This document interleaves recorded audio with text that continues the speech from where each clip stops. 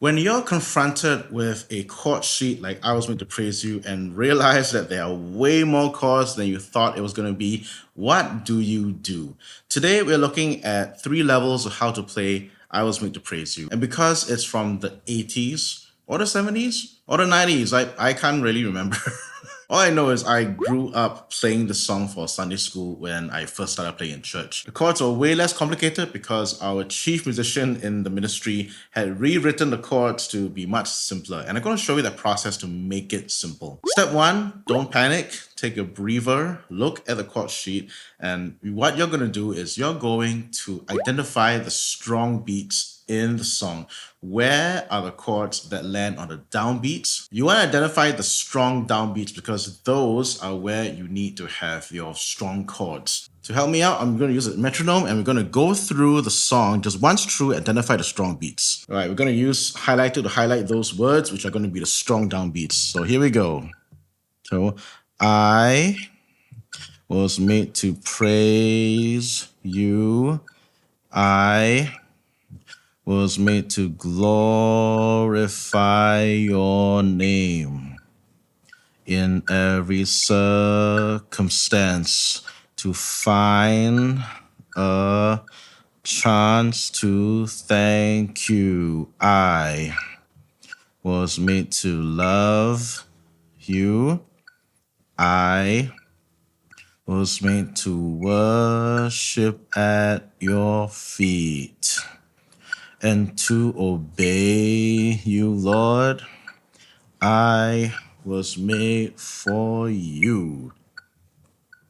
Now let's take a look at the chords that are on the strong beats of the song, and we're going to be doing level 1, which is going to be basic chords. Now, despite what the name suggests being a basic chords, I'm referring to the harmony, not so much the technical complexity of the music. And the reason why we're not closed off to learning the basic version of the song is that if you're playing this in the context of a big band where you've got a keyboard player, you've got a synth player, maybe you even have an electric guitar player, your role as the acoustic guitar is not so much to play every single note that's in the chord.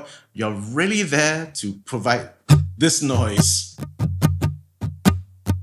They need to balance harmonic complexity, the amount of notes they need to play in the chord, versus rhythm clarity. And in a big band, you need more rhythm clarity and less harmonic complexity because the rest of the instruments cover that harmonic complexity. So let's begin to simplify the chord progression. I had to make some decisions over some chords that are a bit more quote-unquote complicated. For example, the glorify, instead of playing C on G, I just stuck with G. I was made to glorify your name. Same thing with the circumstance here. Instead of playing the A minor 7 just on the second syllable, I moved it up to every circumstance. In every circumstance. The most number of choices I had to make was with this line here, because the melody is to find a chance to thank you. It kind of rises, and you need to have a similar kind of harmonic movement to accompany that rise. To do that, I just played C, D, C, D. To find a chance to thank you. Instead of the A7 or the A2 here, I just play A minor 7 here to keep it diatonic. And the last line, instead of playing all these chords, I just played a 4, 5, 1, which is a very harmonically pleasing movement to resolve the line. I was made for you.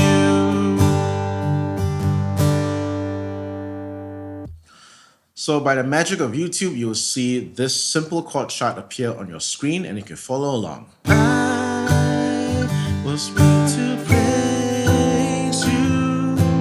I was made to glorify your name in every circumstance, to find a chance to thank you.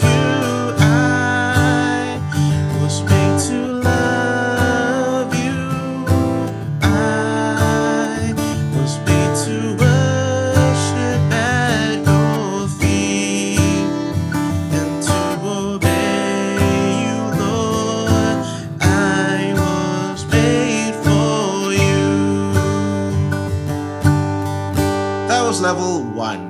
on to level 2. Level 2 is where you introduce some of the harmonic movement to tell the story a bit better. Think of the other chords as chords that we would use to describe a scene with more clarity. So instead of saying just John loves Mary, you would probably give more detail as to why John loves Mary. John loves Mary for her kindness. John loves Mary because she makes him smile. That kind of supporting detail. And we're using some of these chords, especially the slash chord, to see a D on F sharp, this particular movement here, they're all there to provide that extra layer of story. So the next step up, we're going to start playing some chords like the D on F sharp. We're going to start playing chords like the 3 minor, the B minor 7 right here. And then we're going to start to introduce this particular movement right here. So I'm going to write down to make it clearer, this movement. So we still kind of keep it simple. We only introduce one new chord, the B minor 7. Let's try to hear how it sounds like. I was made to praise you. D on F sharp. I was made to glorify your name in every circumstance, to find a chance to thank you. That was such an uplifting moment, isn't it? That's because this chord progression here, the A minor 7 to the D major, we'll skip the C on D for now. A minor 7, B minor 7, C major 7 to D is a walk up. Sorry, my handwriting is terrible. This helps the vocal to rise because you're rising with the vocal melody at the same time. And that's level 2, having a walk up and then playing a bit more chords. Level 3, and this is where you're trying to be true to the chord progression, playing every single chord. And I've got level 3 plus, which is a little bonus that I'm going to show you later. All right, let's tackle some of these chords. Let's start circling some of the special chords here. These are the chords which are likely going to have a little bit of problem rationalizing what they are. C on G, G on A, C on D, another C on G here. Just start to circle all these. This B to E minor is a movement in itself. This is E minor major 7. This is a very special chord. I love this chord. And what that is E minor, but the 7th is a major 7, not a flat 7. It's got the notes of E minor in it with an E flat or a D sharp. And I'll show you a very easy way to play this chord. Same here, the G on A, B minor on C on D, C on D, B minor on D. That's a very pretty chord. Now, as you can see, once you start circling the interesting chords, there's actually not that many chords to go around. If you don't already know, slash chords tell you that the first letter is the main chord and the second letter is the bass note. C on G is you play C major but with a G bass. That's quite a pretty sound, isn't it? G on A and C on D have very interesting sounds. They are almost clashing because the notes are so clustered close together. You'll hear them and you know what it is. G on A sounds like this. Whoa, that's a very R&B chord. I'm pretty sure that's a John Mayer starting chord somewhere. I'm not sure what it's officially called, but this is like the R&B chord for me. C on D, same thing. Play the C major chord, but play the D bass, and it's only a one finger fingering here. That's a pretty easy sound. Now the key is to realize what their function is. Why are their chords put in like that? C on G, G on A, C on D. They are there to support the vocals and really home in on a particular sound. So if I just play these chords in succession, I'll play it slower so you can hear the exact harmony. I was made to glorify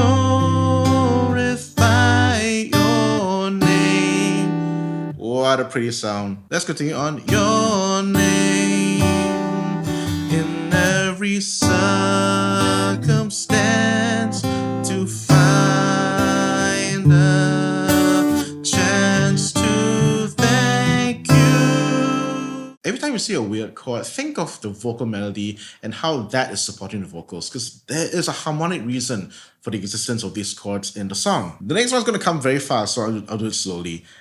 I was made to love you. I was made to worship at your feet and to obey you, Lord. on here? It's a beautiful harmony going on. What's happening here? So same thing here, the C on G. It resolves this vocal melody. Worship at. Now your feet is interesting. Your feet, this is a 5-1 movement in the key of E minor. So we have temporarily borrowed from the key of E minor. In the key of E minor, the 5th chord is B, so this, you can play B7 here. So at your feet. And to add on to this beautiful 5-1 movement, they added in a minor major 7 to really have that clashing tonality, like this. At your feet, and to obey you, Lord. It's so fast, but it's such a beautiful movement. It goes from mild tension to beautiful resolution in a span of 1 bar, which is very fast, but it's really up to you how you want to structure your story. And this is how they did it. So E minor major 7, how do you play it? Your 2-finger fingering for E minor 7, your standard chord.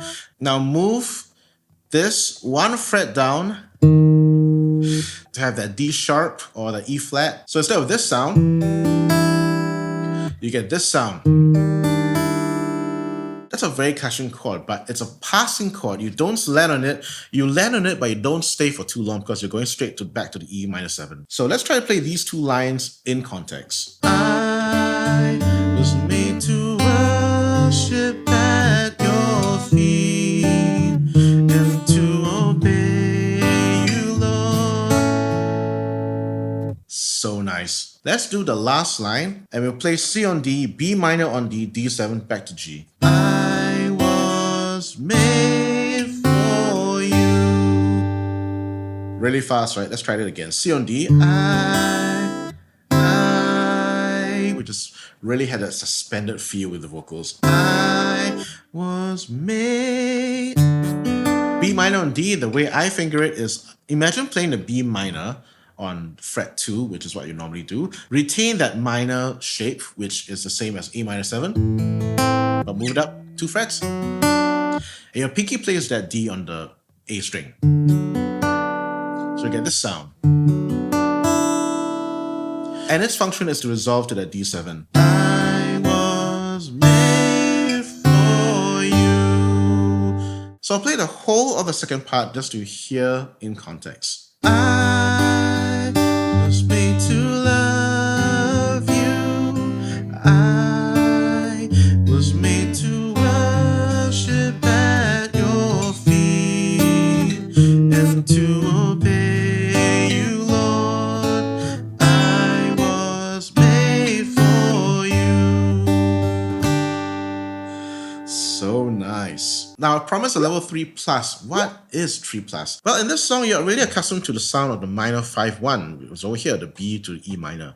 What if I were to tell you that you can have a similar minor 2-5-1 movement, but over here? And this will completely change the sound of the line right up here. You can do it here too, but I would not have so many jazz moves, as I call them, in the short space of time. It might sound very complicated, which you may not want in the church service. So in the context of this chord progression, I might have my minor 2-5-1 up here. What is a minor 2-5-1? Let's work backwards in a minor 2-5-1. Minor 2-5-1, not major 2-5-1. A minor 2-5-1 is where the 1 chord is a minor chord. And that is your target. What is the target chord you want to land on in this song? I'm going to change the C on G, or suggest something else, to an E minor 7. If E minor 7 is my target chord, what is the minor 2-5-1? The minor 2-5-1 in the key of E minor is, I'm going to write this right out here a bit bigger, F sharp minor 7, flat 5, B7 to E minor 7. In the key of E minor, this is the 2, this is the 5, this is the 1. And how does this move sound like? It sounds like this. This is F sharp minor 7 flat 5, B7, E minor 7. Again, they're passing chords, so the whole thing sounds in context like this. How do we do this in this chord progression then? I'm going to put it right here. I is F sharp minor 7, flat 5, B7, substitutes that D on F sharp. was made to glorify E minor 7, your name. And I might just play a D here to make it simple. I was made to praise you. I was made to glorify your name in every circumstance. To me, having a minor 251 here extends that sense of minor tension and major resolution across more lines than over here. Here you have a 5-1 and you have a quick resolution right down here. Whereas here, that tension resolution is spread out over the course of 2 or 3 lines. So the whole thing in context with the minor 251. I was made to praise you. I was made to glorify your name in every circumstance, to find the chance to thank you. I was made to love you. I was made to worship at your feet and to obey you, Lord. I was made for you. One more bonus, that's like level 3++ already.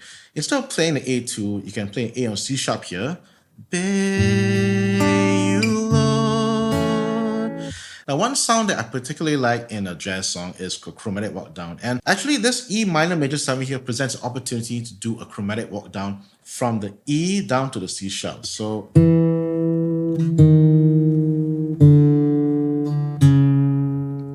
you want to have that movement. How do you structure the chords around that? You already have part of the answer, E minor major 7. So chromatic walk down from the E minor to the A on C sharp. Instead of playing the E minor 7 and G on A here, you're playing E minor major 7, a D to an A on C sharp.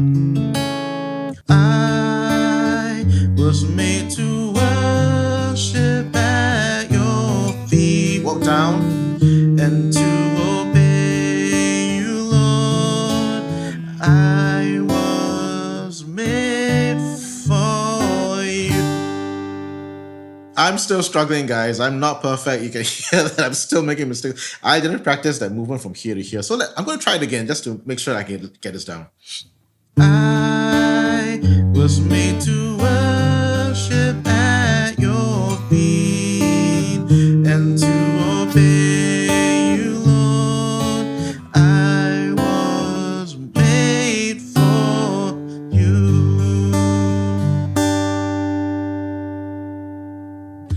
And that is 3 levels of how to play I Was Made to Praise You. And I hope that I've demystified some of the chords that are in this arrangement and explaining to you their harmonic function in a song. My takeaway for you in this video is that I hope you've understood that chords do have a harmonic function. There's a reason why they're there, and it's easier to reach those conclusions as to why they're there when we think of the melody. Always have the melody in mind when you're playing chords, because that's how you structure chords around that melody. Remember, melody is the most important part of the song. It's the part where everyone sings. Your job as a guitar player, maybe in the solo context, is to help the melody and support it from underneath, tell and structure the story. If you enjoyed this video, like, subscribe, hit the bell icon, and head on over to that playlist where I talk about technique. This is not my only technique video. I really want to do more of these. I really love explaining theory and technique. And if this is something that you'd like to see more often, do comment below and let me know which other song you'd like to demystify. Hey, maybe we can call it that, the Demystifying series. I'll see you in the next one.